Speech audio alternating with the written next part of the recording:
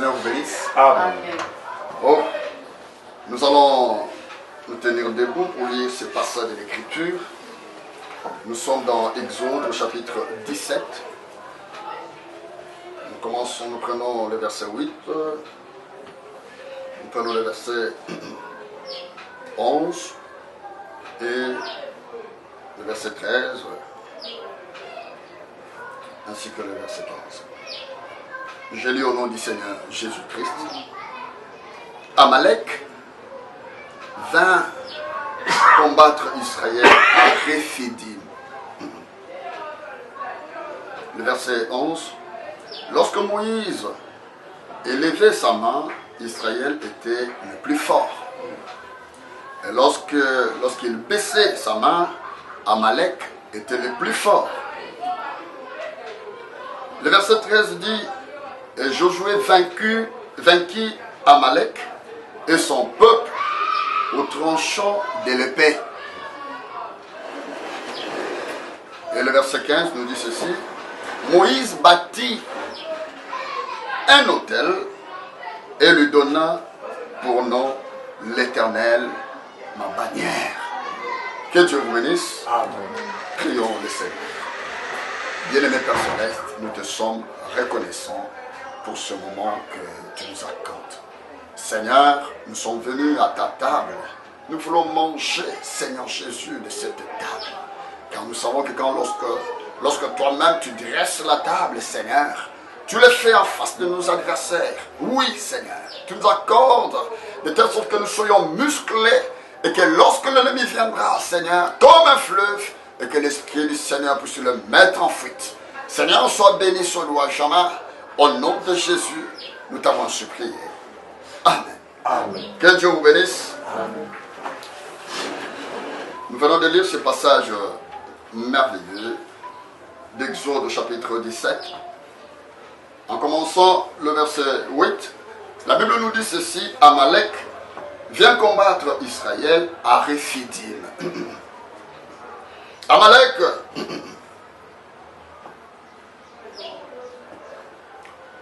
vivait dans la vallée. C'est là qu'il vivait.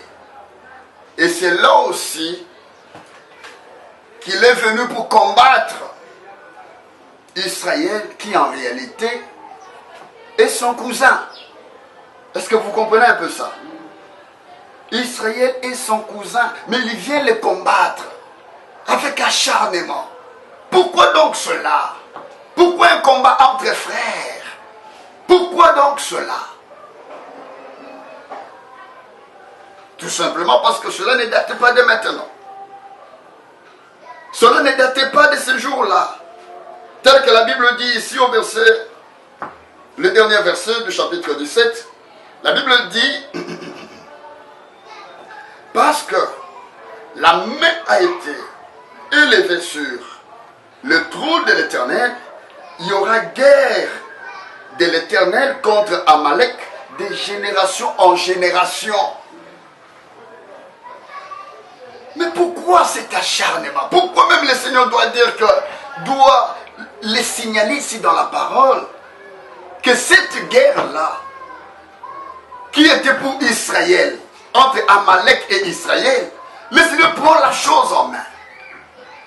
La Bible dit cette guerre qui va durer de génération en génération, ça ne sera pas entre Israël et Amalek, mais ça sera entre Dieu lui-même et Amalek. Pour dire que lorsque tu touches à ses enfants, tu touches au Seigneur. Israël est la portion de l'Éternel. C'est la portion de Dieu lui-même. Donc nul ne pouvait toucher Israël sans toucher Dieu. C'est ce que la Bible dit. Que celui qui touche un des enfants de Dieu, touche à qui? Touche la prunelle de l'œil du Seigneur. Vous connaissez la prunelle? Dans l'œil, il y a la partie blanche.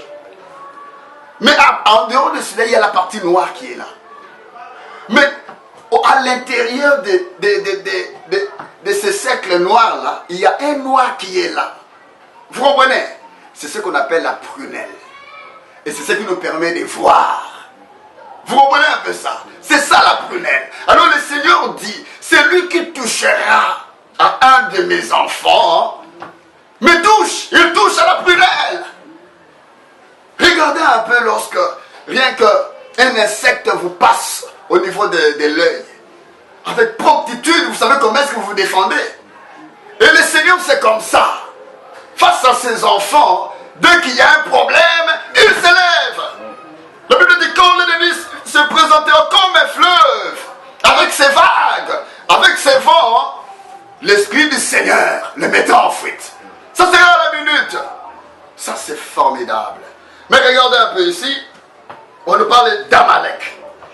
Amalek veut combattre Israël. C'est toujours les charnels qui combattent le spirituel. C'est toujours comme ça. Nous l'avons vu, cela est témoigné dans la Bible, de l'origine même de la création. Nous avons vu comment est-ce que Caïn a combattu qui? Abel. Vous comprenez? Parce que ses œuvres étaient mauvaises. Vous comprenez? Il est question de cela. Maintenant, ici aussi, Amalek. Mais qui est Amalek? Amalek, c'est lui qui est le petit-fils d'Ésaü. Vous comprenez Ésaü? C'est depuis là que tout a commencé. Dans le ventre de qui? De Rebecca. Rebecca, comme il n'enfantait pas, son mari a prié le Seigneur lui a accordé la grossesse. Mais lorsqu'il a eu la grossesse, il a compris que dans son intérieur, il y avait comme un grand combat. Je vous dis, le combat que vous voyez ici, hein, c'était là, un grand combat dans les ventres. Les enfants n'étaient pas encore sortis.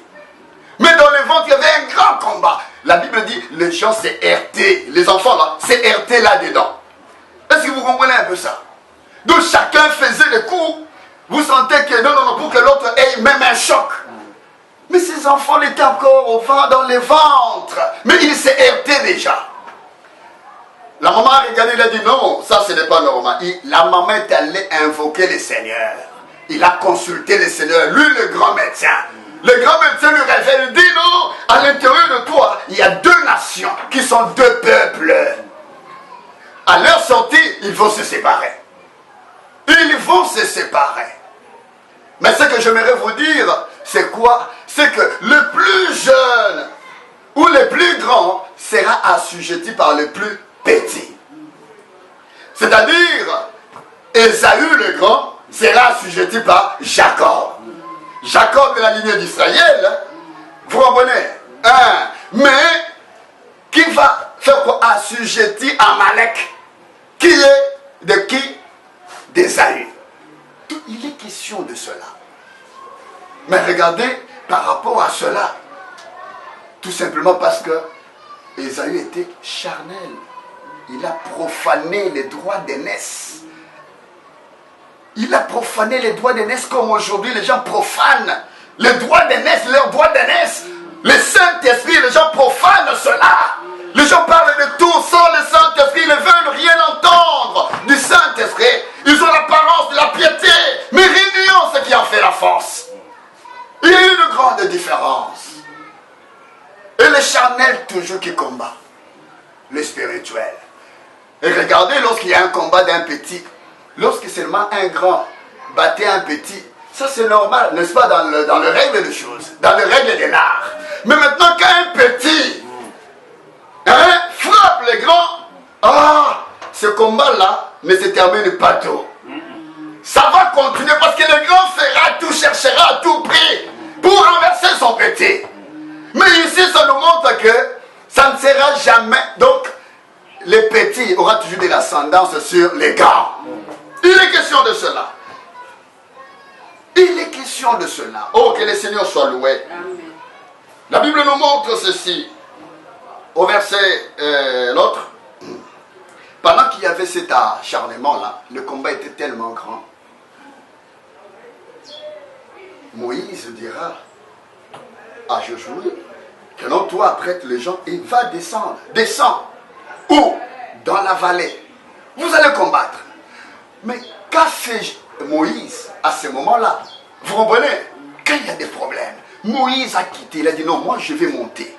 Je veux monter, je serai à la colline, à la montagne. C'est là que je me mettrai pendant que vous serez là en train de vous combattre. Hein? Et c'est comme ça. Pourquoi? Parce que la Bible dit, à la montagne du Seigneur, il sera pourvu. Amen.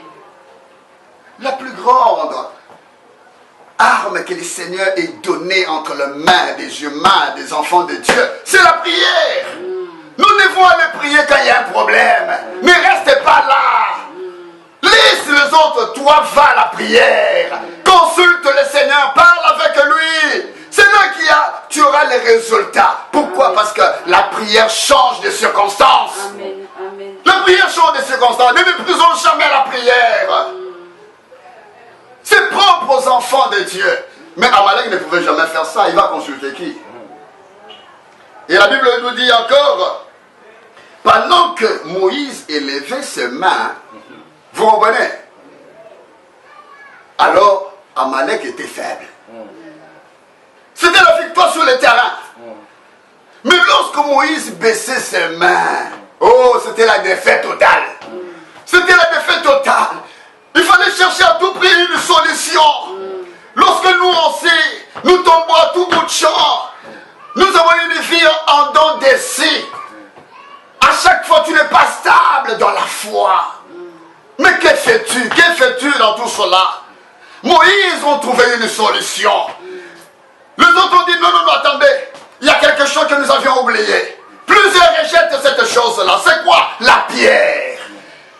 La pierre que ceux qui bâtissaient ont rejetée est devenue la principale des langues. La victoire de Moïse ou des peuples de Dieu est venue par là. Amen. Lorsqu'ils ont recouru à la pierre, ils ont ramené la pierre. Ils se sont mis dessus. Il s'est mis dessus. Comme le poète disait, que c'est sur Christ, roc solide, que je me tiens. Et tout autre fondement n'est qu'un sable mouvant. Quand les vents surgissent, c'est fini. Quand c'est sur le sable, c'est fini. Mais sur le roc, tu es en sécurité. Amen. Tu es en sécurité. N'abandonnons jamais le roc. Notre rocher des âges. Le rocher de notre salut, c'est le Seigneur Jésus-Christ. C'est le Seigneur Jésus-Christ. Alors il était là, pas seulement ça. Ils se sont dit non, non, non. Ce que nous devons faire, il faut que nous avons remarqué quand ta main est là. Hein? Oh, c'est fini. C'est notre victoire. Alors toi, Hur, sois d'un côté. Et toi, Aaron, sois de l'autre côté. Soutenez mes mains. Et les mains étaient soutenues. Et la victoire est venue dans le camp d'Israël. Amen. Moïse étant le type de Christ. Sa naissance était semblable à la naissance de Jésus-Christ. Il y a eu massacre des enfants. C'était pareil. Moïse est né pour sauver le peuple d'Israël. Jésus-Christ de même, il est venu pour sauver l'humanité entière. Amen. Il est question de cela. Moïse était né sauveur. Il est né sauveur. Il était né prophète. La Bible dit quand le temps de l'accomplissement de la sortie du peuple d'Israël arriva, alors Moïse naquit. Moïse est venu à ce moment-là parce que c'était le moment pour lui de libérer les enfants d'Israël. Le Seigneur également, la Bible dit dans Luc 2, on nous montre que voici, il y a eu une bonne nouvelle. Je vous annonce une bonne nouvelle. C'est qu'aujourd'hui, dans la ville de David, il vous est né un sauveur, qui est le Christ. Vous comprenez un peu? Le Seigneur. Amen. Le Seigneur Jésus, c'est lui qui est venu pour nous sauver. Amen. Pour sauver quiconque croira en lui. Quand tu crois au Seigneur, il t'accorde la solution. Amen. Le Seigneur est merveilleux. Mais Moïse, comme la Bible dit, il est aussi prophète. Il était prophète. Mais il a dit dans Deutéronome 18, au verset 15, il dira ceci. Là, c'est Moïse qui annonce déjà les seigneurs. Il dit, peuple de Dieu, le Seigneur votre Dieu vous suscitera un autre prophète comme moi. Un prophète de ma trempe. Hein? Alors vous l'écouterez dans tout ce qu'il dira. Vous l'écouterez. Et là, il annonçait déjà le Seigneur Jésus-Christ. Parce qu'il était le type de Jésus-Christ. Quand le Seigneur a voulu tuer le Moïse dira non, Seigneur, tu ne peux pas le faire. Que diront tous ces Égyptiens? Ils vont dire que non, tu les as fait sortir pour les exterminer là, dans le désert. Il dit non, non, non. Il a plaidé au point que la colère du Seigneur s'est évanouie. Et c'est ça que le Seigneur a fait également. La Bible dit quand Dieu a tant aimé le monde qu'il a donné son Fils afin que quiconque croit en lui ne périsse point, mais qu'il ait la vie éternelle. Amen. La colère de Dieu était tombée sur Jésus pour que nous ayons quoi? La vie. Non, mais ça c'est formidable. Mais il y a quelque chose qui nous tient à cœur, auquel nous devons vraiment faire à laquelle nous devons faire très attention. Regardez, la Bible dit ceci, que Josué naquit et vaincu Amalek, son peuple au tranchant de l'épée. Oui, c'est vrai. Maintenant le Seigneur dit à Moïse, écris cela dans les livres, pour que les souvenirs s'en conservent, et déclare à Josué que j'effacerai la mémoire d'Amalek des dessus les cieux. Pas seulement ça, regardez. Moïse bâtit un autel par là. Il a bâti un autel. Et il lui donna pour nom l'Éternel ma bannière. Pourquoi? La Bible dit parce que la main de l'Éternel s'était élevée ce jour-là. Et il y aura guerre de l'Éternel entre Amalek et des générations avec le Seigneur. Il est question de cela. Ce que nous devons savoir, c'est quoi? Ici, on nous parle, à cause de cette grande victoire-là, il fallait à tout prix qu'il y ait un signe. De telle sorte que, du jour au lendemain, que les gens puissent se souvenir comment est-ce que Dieu avait donné la solution à qui? Aux enfants d'Israël. Vous comprenez? Il est question de cela. Il a fallu maintenant qu'on érige, qu'on dresse maintenant quoi? Une bannière. À l'occasion de cette victoire-là. Et c'est ce que le Seigneur a fait à Golgotha. C'est ce qu'il a fait à Golgotha. Là, on a dressé quoi? La croix. La croix qui est notre bannière, qui est comme un drapeau pour les enfants de Dieu, pour leur victoire, qu'ils ont réellement l'autorité sur l'ennemi. Il peut les assujettir. La Bible nous montre que notre adversaire, le diable, rôde tout autour de nous, comme un lion, rugissant, cherchant qui il dévorera. Vous comprenez un peu? Oui, mais l'ange du Seigneur est aussi auprès de son peuple, afin de lui donner quoi? La victoire. Amen. Afin de les préserver du danger. Il est question de cela, pour dire qu'avec la bannière, nous n'avons pas raison d'avoir peur. Le Seigneur a voulu que ce témoignage demeure, reste, que ce soit un souvenir, qu'il ne puisse pas s'arrêter, mais que ça puisse continuer. Et c'est ce que le Seigneur a fait à Golgotha. Moïse avait levé les mains. C'était Hur et Aaron qui avaient soutenu. Mais l'autre fois là, sur la montagne, l'autre montagne, parce que c'était l'autre montagne. Mais de l'autre côté, chez le Seigneur, avec sa montagne, appelée la crâne, ça c'était différent.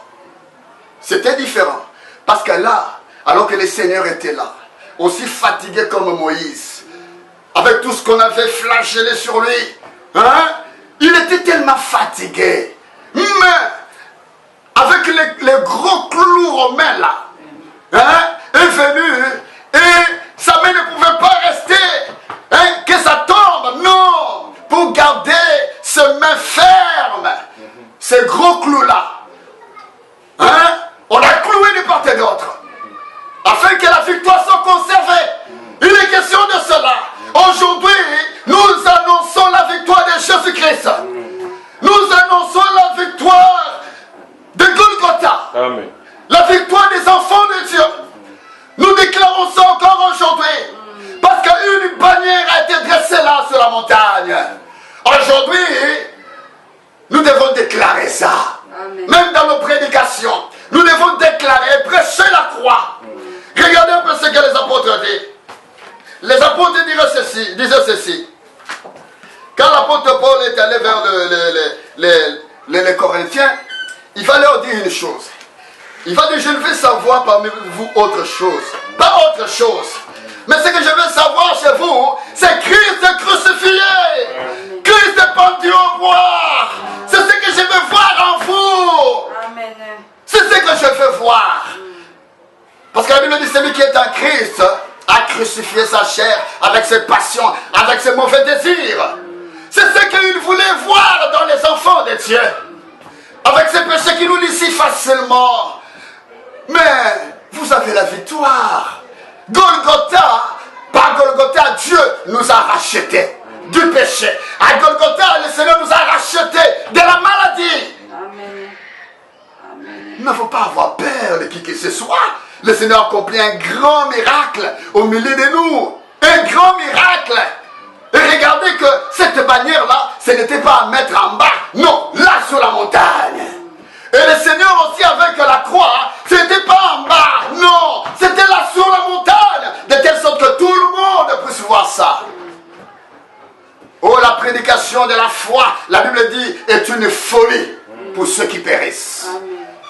Prêcher la croix comme bannière, comme notre victoire, c'est une folie pour ceux qui périssent. Quoi donc? Rien qu'à cause de Golgotha, quand vous dites que non, le Seigneur est allé là-bas, il fut meurtri pour que vous soyez sauvés, vous soyez guéris. Vous voulez dire qu'à cause de cela, que nous sommes guéris? Oui, nous sommes guéris. Amen. Amen. Par cet acte-là, nous sommes guéris. Amen. Amen. Le Seigneur a voulu qu'on garde encore la croix pour que les enfants de Dieu comprennent qu'ils ont la victoire sur la maladie. Oh, j'aimerais déclarer cela maintenant, que non, tel que nous sommes là, il n'y a pas de gens qui sont malades. Amen. Tout celui qui est là, s'il était malade, qu'il se voyait être guéri. Amen. Parce que le Seigneur avait accompli cela à Golgotha. Il avait accompli cela à Golgotha. Si simplement tu peux avoir cette révélation, oh, les aveugles ouvriront leurs yeux. Les yeux des aveugles s'ouvriront. Il est question de cela. Quelqu'un qui est malade, il se verra être guéri. Amen. Parce que nous n'avons pas à dire quoi que ce soit. Le Seigneur qu'il est là. S'il venait ici et que vous lui demandez, Seigneur, je vais être guéri, il ne va jamais vous guérir. Jamais. Il va vous dire une chose, que non, je suis incapable de te guérir maintenant. Parce que j'étais déjà guéri il y a 2000 ans. Il y a 2000 ans que j'ai déjà fait l'œuvre à Golgotha pour toi. Ne le sais-tu pas, ne le sais-tu pas. Il y a 2000 ans, il y a 2000 ans. Aussi quelqu'un peut avoir seulement la foi. Il se verra être guéri. Il se verra être guéri. Même s'il est sur le civière, il peut se tenir debout et marcher. Parce que le Seigneur a tout accompli. C'est à toi maintenant de t'avancer pour aller et prendre cette bénédiction. C'est à toi d'accepter ce que le Seigneur a accompli. Si simplement tu peux accepter cela, tu te verras être secouru. Pourquoi tardes-tu de te saisir de cette grande et glorieuse bénédiction de Golgotha? Mais c'est pour toi. Tu laisses ça pour qui? Ne laisse pas ça pour quelqu'un. Le Seigneur est là pour faire l'œuvre. Amen. Pour faire l'œuvre. Aujourd'hui, c'est son jour. La Bible dit, si tu entends sa voix, n'endurcis pas ton cœur. Non, n'endurcis pas. Le Seigneur est là. Il attend seulement qui peut venir porter ma croix. Oui, qui peut venir. Cette bannière, qui peut porter cela. Cette bannière de la croix ensanglantée symbolise notre victoire. Amen. Pourquoi? Parce que le Seigneur avait vaincu. Regardez ce que la Bible dit dans Colossiens chapitre 2. La Bible dit au verset 14. Regardez un peu comment était la victoire. La Bible dit, il a effacé l'acte dont les ordonnances nous condamnaient, qui subsistait contre nous. Et il l'a détruit en les clouant à la croix. Vous comprenez un peu ça? Ces mains sont restées fermes, conservant et déclarant que tout est accompli. Amen. Le Seigneur avait tout accompli à Golgotha. Qu'est-ce qui te manque que le Seigneur n'a pas pu accomplir à Golgotha? Il n'y a rien absolument. Tout dépend de de toi. Toi qui me suis, papa, maman, jeune et vieux. La bonne nouvelle est que Jésus-Christ guérit encore aujourd'hui. Amen. Amen. Il est question que tu viennes seulement puiser à cette fontaine, remplie de guérisons divines, remplie de délivrances, remplie du Saint-Esprit. Si tu as besoin de cela, mais tu le verras. La prédication de la croix, lorsque Pierre a pris la parole pour prêcher dans la maison de Corneille, dans Acte 10, la Bible dit pendant qu'il était là en train de leur montrer le pardon que nous avons par Jésus-Christ à Golgotha. La Bible dit sur ces mots, oh, quand tu parles de la crucifixion de Jésus-Christ, il y a quelque chose qui se passe. La Bible dit sur ces mots, le ciel a lâché le Saint-Esprit. Le Saint-Esprit est descendu sur tous les gens qui étaient dans la maison et ils furent tous remplis du Saint-Esprit. Le Seigneur les a amenés à un niveau tel qu'ils pouvaient achever l'œuvre dans leur vie. On ne pouvait plus parler du péché. Non. On ne peut plus parler de cela. Alors les gens qui étaient là se sont étonnés, mais comment est-ce possible? Alors Pierre pose la question. Est-ce qu'on ne peut pas? Est-il impossible pour que nous puissions baptiser ces gens qui ont reçu l'approbation divine? Le Seigneur les a tellement approuvés. Comment il les a baptisés du Saint-Esprit comme nous au commencement. Vous comprenez un peu ça? C'était l'évidence. Le Saint-Esprit, c'est notre bannière aussi. Le Saint-Esprit, c'est notre bannière. Lorsqu'il vient dans la maison, dans la vie d'une personne ou dans une église, les signes, les prodiges, les miracles sont là. C'est là qu'on peut parler de Marc 16. Voici les signes qui accompagneront ceux qui auront cru. En mon nom, ils imposeront les mains aux malades et les malades seront guéris. Amen. Mais il est question de cela. Nous devons toujours avoir cette bannière devant nous. Brandissons ce que le Seigneur a fait pour nous. Brandissons cette bannière de la croix qui flotte avec des témoignages, ça et là, que le Seigneur guérit. Le Seigneur guérit. Le Seigneur console. Le Seigneur soulage. Le Seigneur opère de grandes choses. Amen. Amen. Amen. Il y a des Écritures qui sont une grande bannière pour les croyants. Quand nous voyons Hébreux 13:8, la Bible dit, c'est pour quel but on a laissé cela? Même quand le frère Branham dit que non, Hébreux 13:8, même si on peut tout enlever ici, mais qu'on laisse Hébreux 13:8. Parce qu'Hébreux 13:8 constitue aussi la bannière pour les enfants de Dieu, qui démontre que Jésus-Christ est le même, qui était là réfidime, qui a donné la puissance et la réussite, la victoire aux enfants de Dieu. Il est encore le même aujourd'hui. Amen. Amen. Il agit encore aujourd'hui. Jésus-Christ est le même hier, aujourd'hui et pour toujours. Il agit encore aujourd'hui. Le Jéhovah de l'Ancien Testament, c'est Jésus-Christ dans les nouveaux. Il est question de cela. Le Seigneur agit tellement. Il nous aime. Il nous aime. Il nous aime. Il fait que nous puissions toujours nous souvenir de lui. Pourquoi? Regardons ce que la Bible dit. Nous l'avons lu, mais on n'a pas fini. Ok. La Bible dit, il a effacé l'acte dont les ordonnances nous condamnaient, qui subsistait contre nous, et il a détruit en le clouant à la croix. Regardez la suite. La Bible dit, il a dépouillé la domination des choses qui te dominent. Le Seigneur a dépouillé cela à Golgotha. Non seulement la domination, même les autorités. Ceux-là qui ont le pouvoir sur toi. Tu es devenu esclave de la maladie. Esclave de quoi que ce soit. Mais le Seigneur a dépouillé cela. Au point que l'enfer ne peut pas te garder malade. Non, l'enfer ne peut pas te garder. Non, parce qu'il a tout accompli. Regardez, la Bible dit ceci. Toutes les autorités, et il les a livrées publiquement en spectacle, en triomphant d'elles par la croix. La victoire dont il est question ici, c'était une victoire spectaculaire. Jésus-Christ a vaincu le diable spectaculairement. Mais c'était terrible. C'était au su et en vue de tout le monde. Toi qui nous fais triompher du monde, C'est notre foi. Amen. Il est question de croire Amen. dans ce que le Seigneur a accompli à Golgotha. Amen. Pour que tu réalises cette grande victoire dans ta vie. Amen. Crois au Seigneur Jésus-Christ comme étant ton Seigneur et ton Sauveur. Crois, tu passeras de la mort à la vie. Amen. Le Seigneur est là pour ça. Il veut nous faire du bien. La bannière, c'est le signe de notre victoire. Amen. Le Seigneur veut que cela puisse flotter dans chaque cœur. Parce que quand le Saint-Esprit est en nous, le Seigneur en a fini avec nous. Et nous en avons aussi fini avec le péché. Vous comprenez? Nous en avons fini avec le monde, avec la mondanité.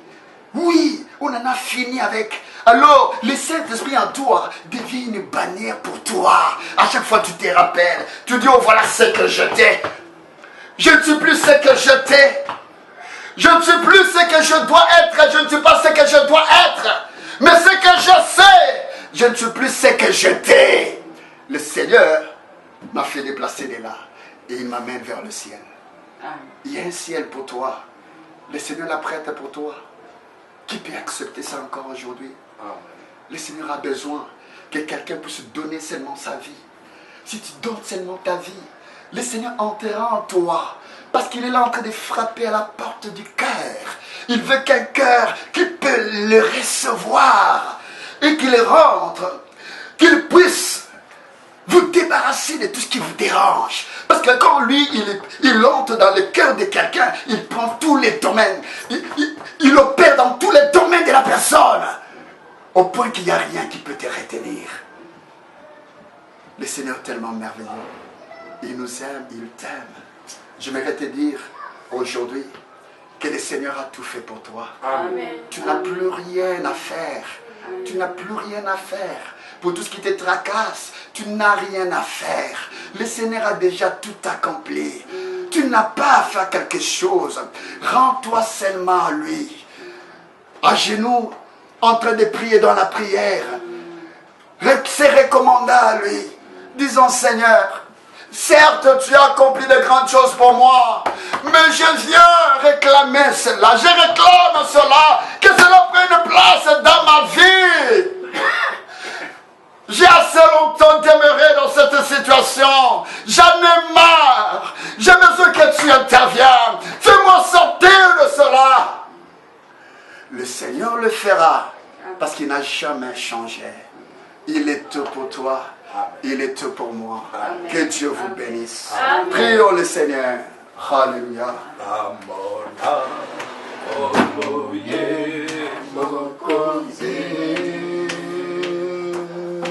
Akozo,